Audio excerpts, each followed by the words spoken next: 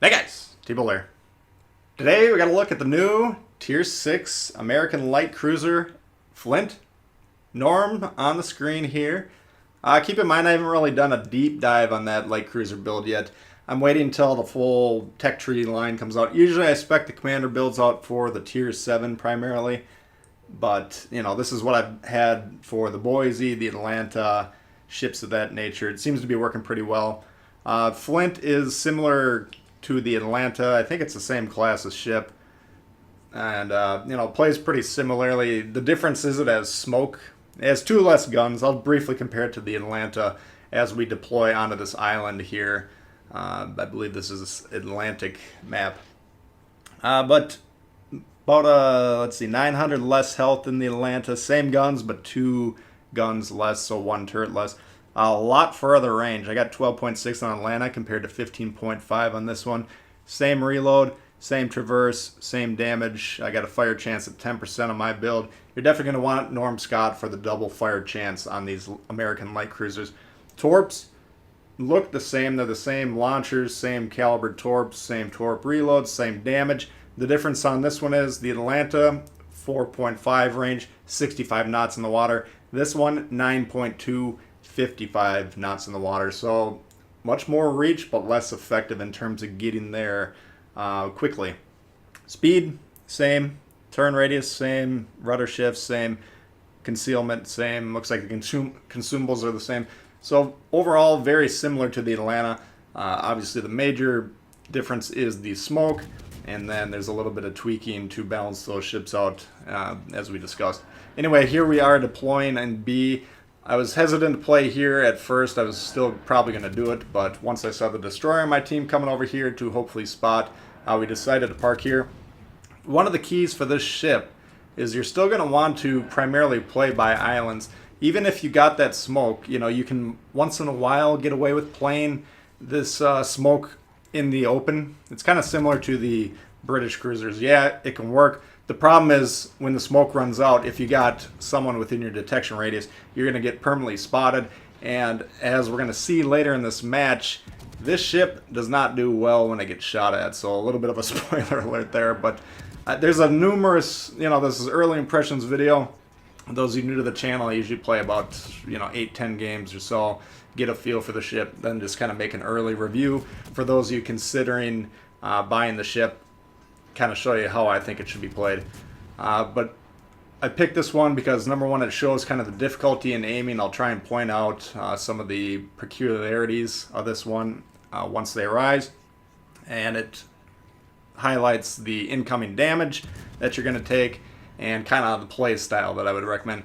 Now, I believe, I haven't seen an armor view on the ship, but from what I've been hearing, the armor is just thick enough that basically you're going to arm the shells from battleships, but, they're not really going to, in my experience, they don't have any trouble overmatching you or just generally wrecking the ship. So, Flint is definitely one of those type of ships where it can pump out the damage, it can pump out the shots, there's no doubt about that, but it's not really the type of ship that stands up to incoming fire very well. So that's why you're going to want to continue to play by islands here. You see we still got the smoke going, but we're not really abandoning our cover, even though we could probably sail out a little closer to these guys and still remain undetected. I'm going to begin to do that, though. I do want to help capture this slash earn some more XP for myself. So we're going to pull forward there right at the last second, help that guy out. Big help there. And then we're going to go ahead and fire. Now I wait till the Iowa shoots. I was going to zoom in and look at his guns, but we saw the tracers go off, basically right when we aimed. And we're going to start piling on here. Now you can see some of these long range shots, 12 seconds to target. And it's very hard to deal with, or hit some of these targets if they're playing with the speed or heading. You got a lot of travel time for these shells. So targets that are going fairly consistently in terms of speed and heading, like this Iowa was initially, pretty easy to hit, but you can see now that he's kind of easing into a turn. Iowa's not he's not going to win any awards for quick turns, but he's turning out just enough that these shells are going to have a hard time hitting him. So really, and we're going to see it in the exchange with the Baltimore coming up, but you have to really kind of put yourself in the mind of that ship and say, what are they trying to do? And then go 2 steps ahead. It's a little bit like playing checkers in that regard. You can't just shoot at what you see on the screen. You got to mentally be saying to yourself, what is this guy going to be doing in 13 seconds, 14 seconds, you know, because that's what we're trying to hit, not what we're actually seeing on the screen here. You know, if we're taking this Iowa, for instance, he doesn't look like he's turning that hard, but he just gradually is turning more and more, and then we're having to account for that as we're shooting here. Now at this point in time, even though we're basically in the direct center of the map, we're actually able to use cover here, and you're going to have to be paying attention to your map when you're playing this.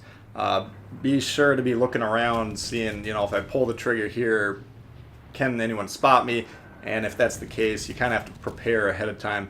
Iowa, though, we're just kind of peppering them with shots. You can see the difficulty of these shells getting in that range. Now there, he's hitting his Atlanta B, so I'm kind of trying to aim basically right at where they're connecting. I'm kind of missing those shots, even though because the Iowa is just so much stronger than the Atlanta, he's just kind of shoving them forward. So I'm actually missing to the left there just a little bit. But, you know, that's the name of this game. Those of you that have the Atlanta, you know, that's, I think it was the first campaign ship. So these are, those of you that have it have been around for a while, but you know, you're familiar with the difficulty of hitting these shots. These are some of the hardest guns to aim in the game. So I think newer players, you might want to consider getting the Flint because I think it's a very strong ship. But if you're new to the game, you might get into the ship, get blasted very quickly. You might have trouble hitting stuff. You just have to understand that this ship, in my opinion at least, is a little bit harder to play than your average, you know, tier 6 cruiser, which aren't necessarily the easiest ships for a lot of the newer players to play. Anyways, cruisers in general, due to the susceptibility to be blowing up very quickly, you kind of have to really know how to use cover. You have to know how to use your armor. You have to know various game mechanics, spotting, you know, concealment, and aim points. You know, if you've been keeping an eye on the damage tracker here, a lot of the damage you're going to get from the ship is from fires. Yeah, you can get some damage from impacts, but those are primarily going to be against superstructures or ships that are a little bit more lightly armored. Perhaps you can hit them more in general. There's the wicked shot I was talking about. I think it was a crossfire from either Iowa or the Ritchie that we were kind of harassing earlier. But here's the exchange with this Baltimore, and I just want to kind of point this out. You can see this is the Baltimore is a slow kind of ship in terms of, you know, starting off, getting out of there. But he's going to become spotted again, and we're going to try and lead him. And we have to actually, you know, we can't shoot at where he's pointing at or even where he seems like he's kind of turning when these shots are fired. Here we're going to take a couple more shots at the hood and the intermediary while we're waiting for the Baltimore to pop back up. There he is on the map, and finally there I realize where he is. So you can see initially, like based on where he was going, I aimed all the way left, but look there, he's still pointing to the left and we're shooting to the right, and we're just kind of anticipating, does he look like he's going through that gap? Yes. And, you know, then we're going to pull that shot, but 10 seconds, you know, 12 seconds, 14-second travel time. That's the leftmost number on that aim indicator, if you don't know what I'm talking about. A key part of aiming, at least if you use the system I use. But those are very, very long travel times. So that Baltimore, you can't just say visually, okay, this is what it looks like on the screen. No, you have to put yourself into the mind of that ship. And you saw we got, you know, 1 or 2 hits. I mean, it wasn't that impressive of a shot, but you can at least get the idea with some of the aim techniques that you're going to have to be using to hit these really slow flying shells at range. Speaking of the range, you know, once I do a deep dive on Norm and get them really geared for all the ships that are available, the light cruisers that I'm going to be running them on, I kind of suspect I'm going to take that Kuznetsov on there because of how, you know, the effectiveness of these shells diminishes at range. I consider myself a fairly decent aim in this game, but this, you know, these shells or these shots at these ranges, you can see again 12, 13, 14 seconds to target. Very, very difficult. There I'm thinking the Iowa, I thought he was going to ground himself on that pillar, so I actually started aiming towards the back of him, thinking he was going to bounce back off, but I guess he's squeezing through the gap there. So, but once again, see how close we are to these islands. Now, long-range shots basically go straight up. The gunners are aiming at the moon, and then they drop straight down. The closer they get to you, the further back from the islands you're going to be, but we don't really have any targets that are close range to us at the moment, so we can get really close to these islands, launch right over them, no problem. Same thing with that Ritchie. I can't think of more than 1 or 2 ships. You know, Atlanta, obviously, this one, maybe the Smith, if he had the range, could lob these shots over here. There might be a couple others, but I mean, you get very few cruisers can be lobbing these shots over there. Because that Richie is pretty dang close to that island, and he's going to blow this Indianapolis out of the water. But we're going to set fires on him. We got fires going on the Iowa, and, you know, this is kind of the play style. Now, it's the Atlanta. Like the Atlanta, this one calls for golden showers in the forecast. The Atlanta is like a deluge or a torrential downpour, or however you want to describe it. This one's more of a, you know, just a downpour, just a regular strong rain. It'll certainly splash them in the eye, but, you know, annoying ships is kind of the main thing in terms of battleships anyways. There I was hoping to back up behind the island. Obviously we hit a rock and ground. Now I'm kind of fleeing for my life. I don't have smoke available. If that thing hits me from any angle, he can blow me up. There we were lucky we dodged. And now that I'm thinking about the build a little bit as I'm speaking, maybe putting Vian on this instead of Kuznetsov might be the way to go, because if we can increase that incoming dispersion, that's going to be kind of the main game mechanic way of defending yourself. You can't let those shells hit you. Maybe you can go for, you know, some sort of speed or something, but I think maybe incoming dispersion is probably the most effective.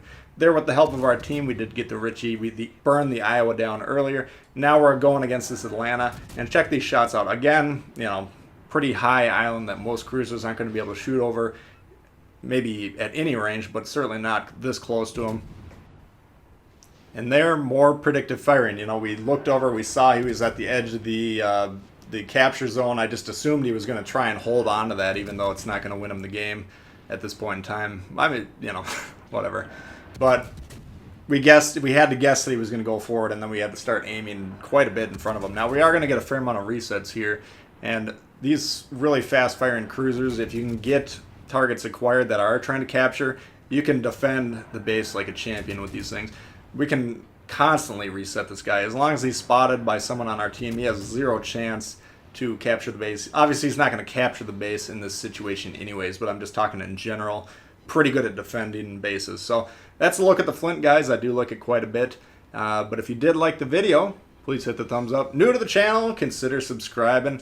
A lot of World of Warships coming all the time. Questions, comments, leave them below for me, guys. I do love to hear from you. And we'll see y'all later. All right, peace.